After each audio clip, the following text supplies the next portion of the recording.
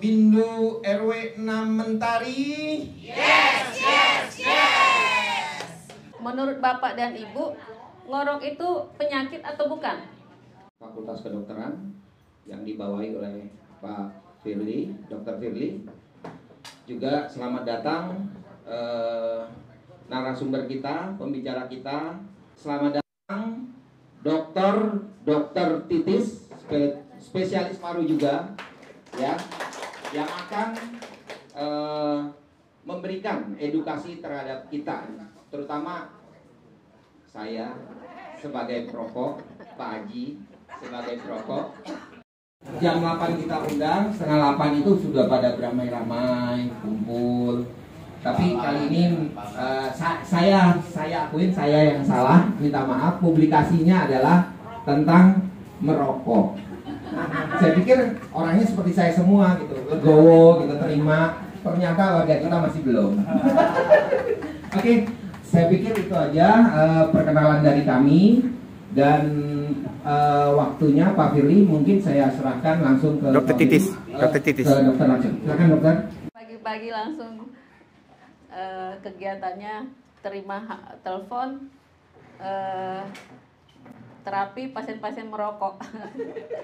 Apalagi dokter Hori, dokter anestesi kita di Rumah Sakit Siloam Karawaci, yaitu menangani kasus-kasus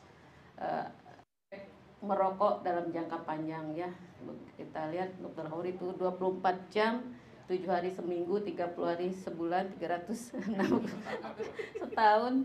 Berapa tahun ya dok di Siloam mengurusi pasien-pasien karena merokok ya. Jadi begitu gambaran kita sehari-hari di rumah sakit. Kalau saya di Poliklinik Paru, ya mungkin ada bapak atau ibu yang pernah bertemu saya di Poliklinik Paru Rumah Sakit Siloam. Yang ini dokter Silvi, dokter paru juga. Dan saya membawa adik-adik dokter muda dari Universitas Pelita Harapan Kedokteran ya. Nanti akan mungkin akan sedikit tanya jawab dengan Bapak Ibu di akhir sesi kita untuk mendiagnosis nih apa pengaruh asap rokok terhadap OSA ya. OSA ini mungkin Bapak Ibu masih bingung. OSA itu apa ya? OSA itu kepanjangan dari obstructive sleep apnea. Jadi ada gangguan tidur yang kita taunya sehari-hari ngorok. Ya mungkin ada yang ngorok di rumah. Iya.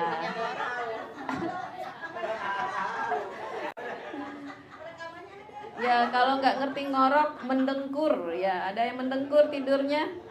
Ada. Ya mungkin ibu-ibu yang paling kencang suaranya karena tahu nih sampingnya ngorok ya.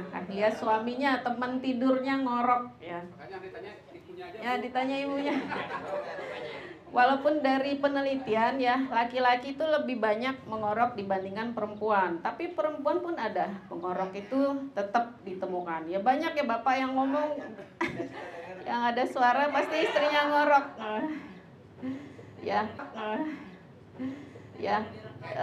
Jadi ngorok itu menurut bapak dan ibu, ngorok itu menurut bapak dan ibu, ngorok itu penyakit atau bukan? Terganggu aja sih. Terganggu. Jadi bukan penyakit ya? Enggak tahu. Bu, penyakit atau bukan Bu ngorok? Penyakit ya. Jadi ada bilang itu cuman gangguan, ada bilang itu penyakit ya. Nanti kita bahas tuntas ya. Jadi patofisiologinya kenapa seseorang bisa mengorok ya? Sebenarnya kita tidur membutuhkan oksigen bukan? Butuh ya. Jadi orang tidur juga menghirup oksigen. Kenapa orang bisa mengorok ya? Jadi kita bernapas masuk udara dari hidung, tenggorokan ya, saluran napas atas ya, kemudian saluran napas bawah, kemudian baru paru ya. Jadi di antara itu kira-kira di tenggorokan itu ada apa? Di tenggorokan ada apa? Pangkal tenggorokan ada lidah ya, ada lidah dan kiri kanan ada yang disebut amandel ya. Ya, kalau itu menyempit ya, akan terjadi sumbatan saluran napas atas. Ya, kalau menyempitnya sampai menutup itu kita sebut apnea, tidak bernapas. Tapi kalau hipopnea kita sebut ngorok. Ya, ada masuk udara sedikit sekitar menurun. Kalau kita cek oximeter, udah tahu semuanya oximeter, menurun sampai di bawah angka 95 ya. Kita kan normal angkanya sampai 100. Kalau dicek tidur ya, kalau bapak ibu yang suami atau istri yang ngorok, ditaruh aja oximeternya. Turun nih malah angka sampai 90. Wah, jangan-jangan sebentar lagi apnea, tidak bernapas nih suami saya. Kira-kira itu harus dibangunkan apa tidak?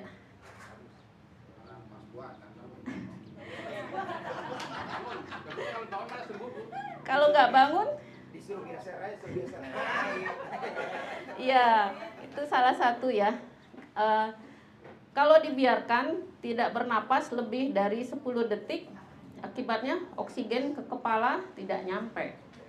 Ya, secara otomatis sebenarnya kita punya perlindungan paru sendiri ya. Jadi kalau oksigennya sudah mulai turun, itu ada perintah ke kepala, bangun-bangun. Ya, walaupun tidak melek, dia seperti Bapak Broto bilang, dia akan geser sedikit. Ya, ngoroknya hilang. Ya, sebentar.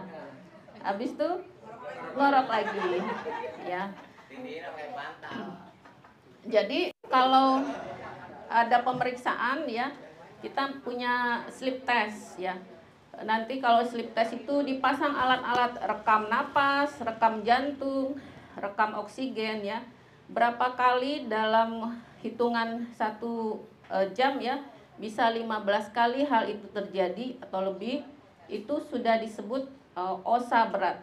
Ya, artinya dia tidak bernapas lebih dari 10 detik dalam waktu 1 jam 15 kali. Ya, itu harus ditolong.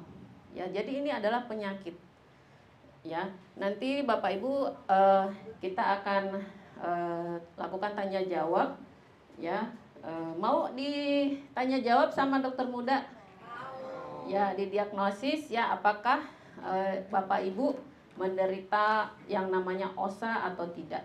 Ya, mungkin nanti akan diukur ya lingkar leher ya, kemudian tinggi badan, berat badan, tensimeter, dan ditanya merokok apa tidak.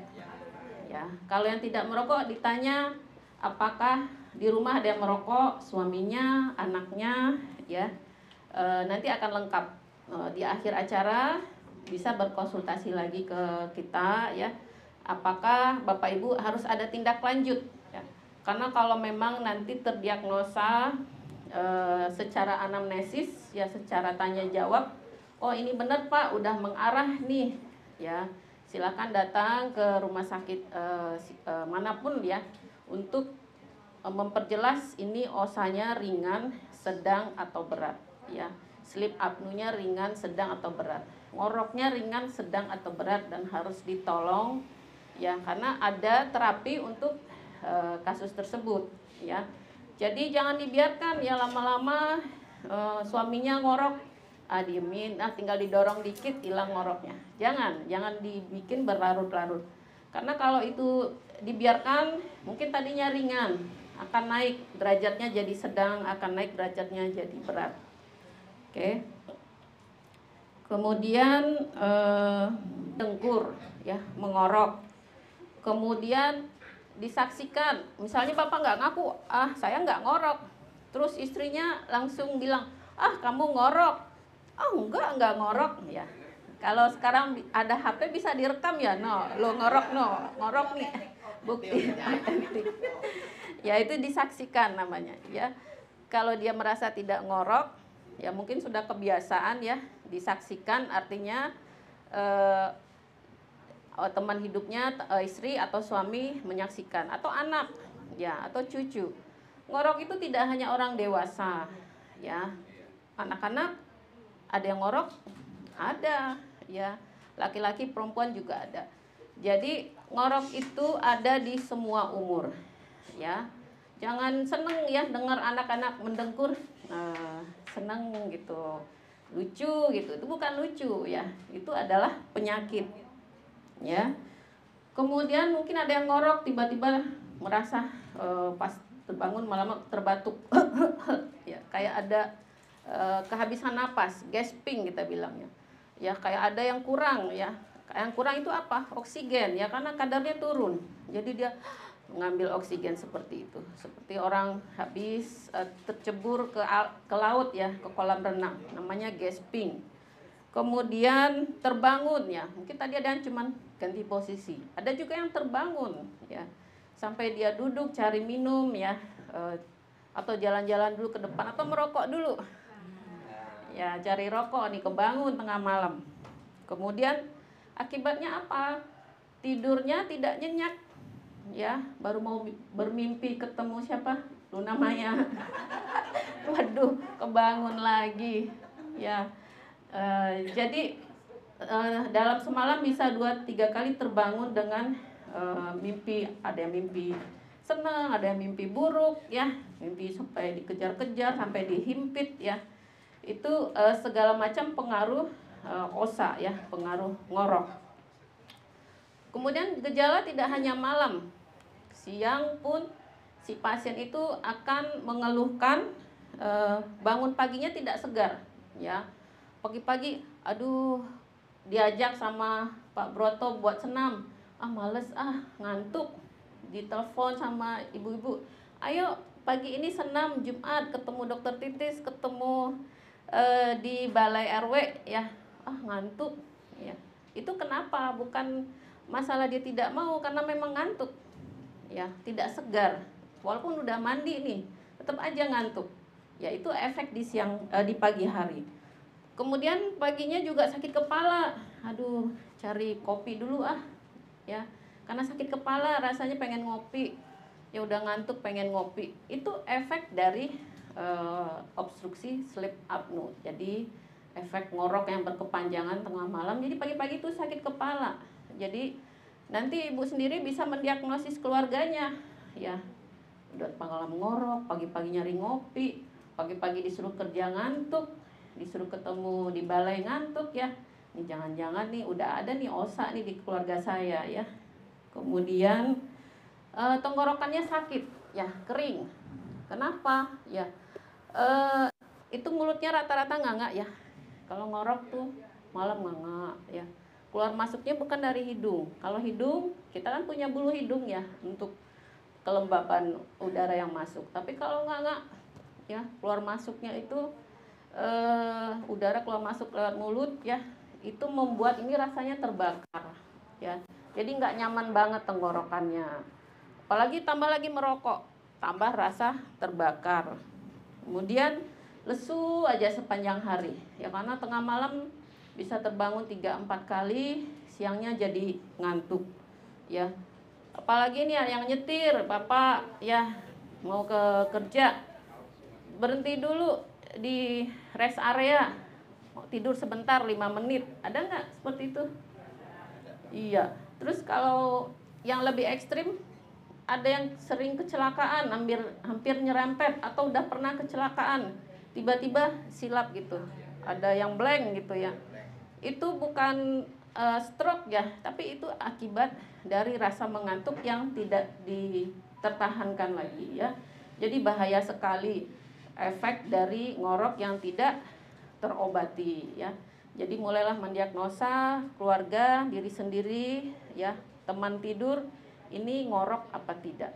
Ya, di samping efek yang seperti tadi, ya darah tinggi juga banyak terjadi pada orang-orang yang merokok dan ngorok. Kemudian stroke ya, banyak yang nih masuk ICU ya, karena perdarahan di kepala, operasi, kemudian masuk ICU sekian lama ya.